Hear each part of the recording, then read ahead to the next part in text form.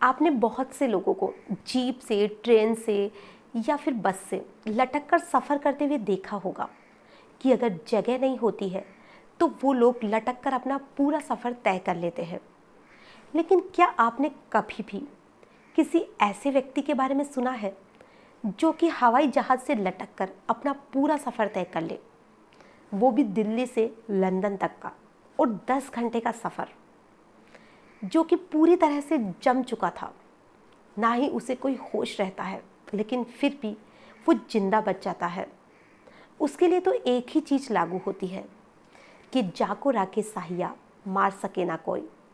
आज की जो कहानी है वाकई में बहुत ही ज़्यादा हैरान करने वाली है। नमस्कार, आदाब, सत श्री अकाल। मैं हूँ नंदिनी यादव। आज की जो कहानी है ये भारत के पंजाब प्रांत की है, जहाँ पर दो भाई रहते थे। बड़े का नाम था प्रदीप और छोटे का नाम था विजय। दोनों भाइयों की अच्छी खासी ज़िंदगी चल रही थी, और जो बड़ा भाई था वो एक मैकेनिक की जॉब करता था। लेकिन उसका एक जो दोस्त था वो किसी आतंकवादी के साथ, मतलब किसी दोस्ती की वजह से पकड़ा जाता है, जिसकी कि प्रदीप सैनी से भी बात होती थी। और इसी चक्कर में पुलिस प्रदीप सैनी को भी बुलाती है, जिसमें कि उसने कोई भी गुनाह नहीं किया था। लेकिन फिर भी पुलिस तो पुलिस है, थोड़ा भी अगर शक होता है तो उसे पूरी पूछताछ की जाती है। और अब तो जैसे पुलिस प्रदीप सैनी को हर दूसरे दिन थाने बुलाकर पूछताछ करती थी, और अगर वो नहीं आता था तो उसके घर जाती थी, जहाँ पर वो काम करता था वहाँ पर जाती थी। और इन सारी चीज़ों से प्रदीप सैनी बहुत ज़्यादा तंग आ चुका था। अब तो लोग उसे ये भी कहने लगे थे कि उसका जैसे तो किसी आतंकवादियों से संपर्क है, और अब वो बहुत ज़्यादा परेशान रहने लगा था। और जो उसने ये सारी बातें उसका भाई भी जानता था। वो दोनों ही भाई थे और उनके परिवार में कोई भी नहीं था, जहाँ पे वो दोनों भाई ये सोचने लगे कि अब करे तो क्या करे, और वो वहाँ पर छोड़कर दिल्ली जाकर रहने लग जाते हैं। लेकिन जो पुलिस थी वो उनका दिल्ली में भी पीछा नहीं छोड़ती है। अब वो बहुत ज़्यादा परेशान हो गए कि आखिर करे तो क्या करे। पुलिस उन्हें कहाँ पे भी चैन से नहीं रहने दे रही थी। अब उनके दिमाग में एक चीज़ आती है कि क्यों ना हम भारत छोड़कर किसी दूसरे देश में रहने लग जाए। अब इन सारी चीज़ों के लिए पैसों की ज़रूरत थी, जो उनके पास नहीं थे। वो जो भी लोग दूसरे देशों में रहते थे उनके परिवार वालों से संपर्क करते हैं कि दूसरे देश में कैसे जाया जाता है, तो वो सारी प्रक्रिया भी उन्हें बता देते हैं। लेकिन जो सबसे ज़रूरी था वो था पैसा, कि आखिर जाए तो कैसे जाए। फिर वो एक एजेंट से संपर्क करते हैं। तो जो एजेंट था वो कहता है कि इसके लिए वीज़ा और पासपोर्ट की ज़रूरत है। तो फिर भी इन सारी चीज़ों के लिए वो पैसे कहाँ से लाए, क्योंकि इनके लिए बहुत पैसे चाहिए थे। तो वो उस एजेंट से कहते हैं कि कोई दूसरा रास्ता बताइए, हमारे पास इतने पैसे तो नहीं है।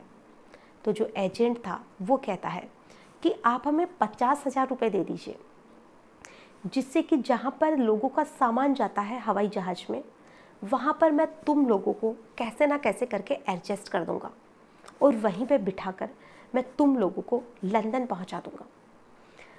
अब वो लोग उसी एजेंट के चक्कर काटने लग जाते हैं। उन्हें 50,000 रुपये भी दे दिए जाते हैं। लेकिन जो एजेंट था वो जानता था कि वो बस बेवकूफ़ बना रहा है। किसी सामान के साथ दूसरे देश में भेजना किसी भी कीमत पर पॉसिबल नहीं है। अब वो लोग एजेंट के चक्कर काटते काटते भी थक जाते हैं और सोचते हैं कि अब करे तो क्या करें। तो अब वो जो दोनों भाई थे वो एयरपोर्ट के चक्कर काटने लग जाते हैं कि कोई ऐसा रास्ता मिल जाए कि हम दूसरे देश में किसी दूसरे तरीके से पहुंच जाए।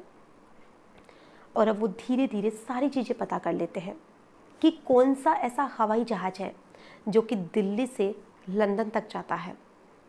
और सारा पता करने के बाद में अक्टूबर 1996 को वो लोग जो एयरपोर्ट की दीवार थी उसे कूदकर, जिस साइड में कि सिक्योरिटी नहीं थी, क्योंकि उन्हें पूरा पता था किस साइड में ज़्यादा सिक्योरिटी रहती है, तो वो वहीं से कूदकर जो सिक्योरिटी गार्ड था उससे नजरें बचाकर, वैसे भी शाम का समय था तो हवाई जहाज़ एक दूसरा भी उस समय आया था, तो लोगों का ध्यान थोड़ा उधर भी था, और वो नजरें बचाकर उस हवाई जहाज़ के पास पहुंच जाते हैं जो कि लंदन जाने वाला था।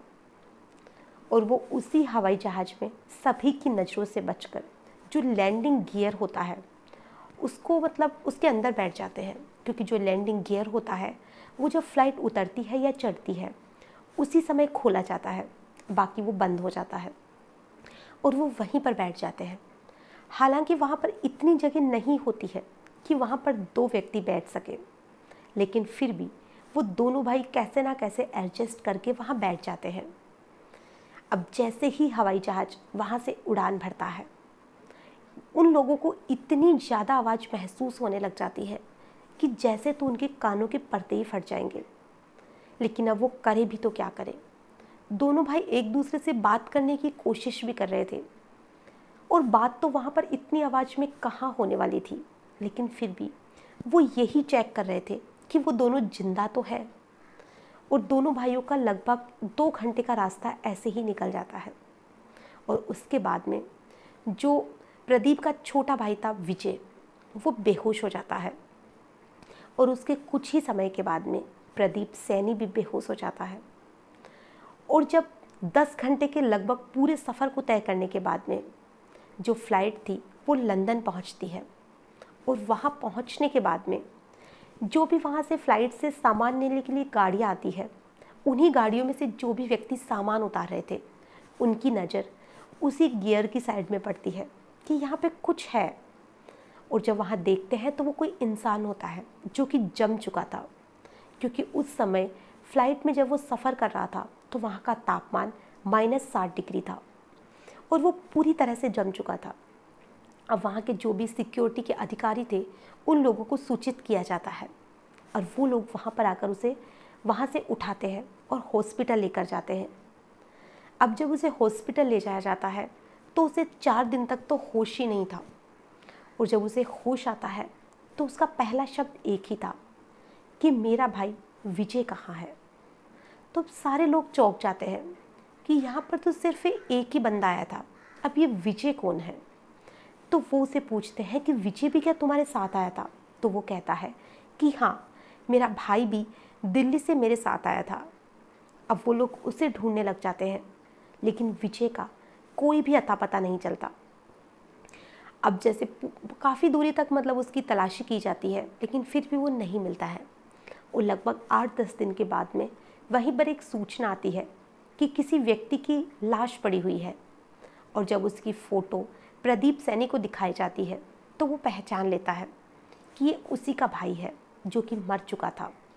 और जब उसकी पोस्टमार्टम रिपोर्ट आती है तो उसमें यही आता है कि जो उसकी दिमाग की नसें थी वो फट चुकी थी और उसी वजह से विजय की मौत हो चुकी थी।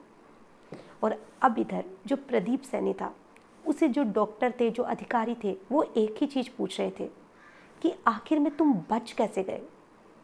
तो वो खुद यही कहता है कि मैं खुद नहीं जानता कि मैं कैसे बच गया। हालांकि मैं ये नहीं जानता था कि हवाई जहाज़ में जब हम सफ़र करेंगे तो जो इतनी ज़्यादा आवाज़ें आएगी या वहाँ का तापमान इतना होता होगा। बस हमें एक जुनून था कि भारत छोड़कर अब दूसरे देश में भागना है और इसी जुनून के चलते हम लोग यहाँ तक पहुँच गए। अब हालांकि उसने अपराध तो किया था कि बिना वीज़ा, बिना पासपोर्ट के वहाँ तक पहुँचा था, तो उस पर केस तो चलना ही था। और जब केस चलता है तो लगभग 18 साल तक उस पर केस चलता है। और 18 साल के बाद में जब उसका फैसला आता है तो यही आता है कि वहाँ की जो कोर्ट होती है वो उसे दोषी तो मानती है, लेकिन उसे बाइज्जत बरी कर देती है। उसका यही देखकर कि इसकी जो हिम्मत है, इसका जो जुनून था, उसकी दाद देनी पड़ेगी कि इसके जुनून की वजह से आज ये जिंदा है और ये यहाँ पहुँच गया है। और इसीलिए उसको कोई भी सज़ा नहीं दी जाती है। और इसके साथ ही वहाँ की जो कोर्ट थी उसे वहाँ की नागरिकता देने के लिए भी कहती है कि इसे लंदन की ही नागरिकता दे दी जाए। और अब जो प्रदीप सैनी था वो लंदन में ही रहता है, उसके 2 बच्चे भी हैं, उसकी बीवी है, एक अच्छा खुशहाल परिवार है। और उसको वहीं पर एयरपोर्ट पे टैक्सी चलाने की नौकरी मिल चुकी थी, जो कि आज भी वो वही जॉब कर रहा है। और जो भी उस एयरपोर्ट पे कोई भी जाता है और किसी की भी नज़र अगर उस पर पड़ती है या किसी को भी उसके बारे में जानकारी होती है या जिसने भी ये कहानी उसके बारे में सुन रखी होती है, वो उससे एक ही सवाल पूछता है कि आखिर तुम बच कैसे गए। और वाकई में ये तो मानना पड़ेगा कि वो बच कैसे गया, क्योंकि इतनी ऊंचाई पे और इतनी सारी परिस्थितियों को पार करके बचना बहुत ही मुश्किल था। जो उसका भाई था वो भी तो रास्ते में गिर गया था, लेकिन वो तो गिरा भी नहीं था। उसका जो हौसला है वाकई में काबिले तारीफ़ है, लेकिन उसने गलती बहुत बड़ी की है। ऐसी गलती नहीं करनी चाहिए, क्योंकि ऐसी चीज़ें कई बार मौत तक का रास्ता दिखा देती है, जो कि उसके भाई के साथ हुआ। ये तो उसकी किस्मत अच्छी थी कि वो बच गया, वरना बचना मुश्किल होता है। आज की जो कहानी है उसमें बस इतना ही। फिर मिलेंगे ऐसी ही किसी घटना के साथ। तब तक के लिए नमस्कार।